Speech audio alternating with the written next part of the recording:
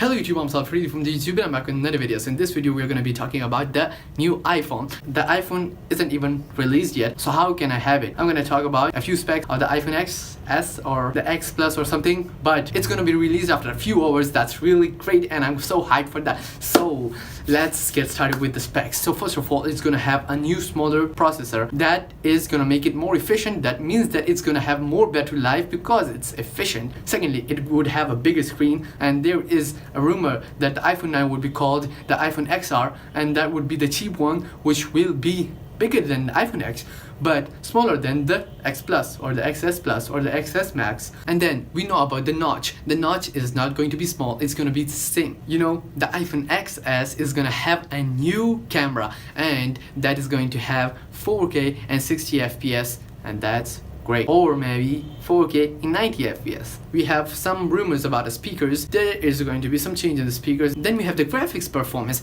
You know, the graphics performance would be much better than the, not much.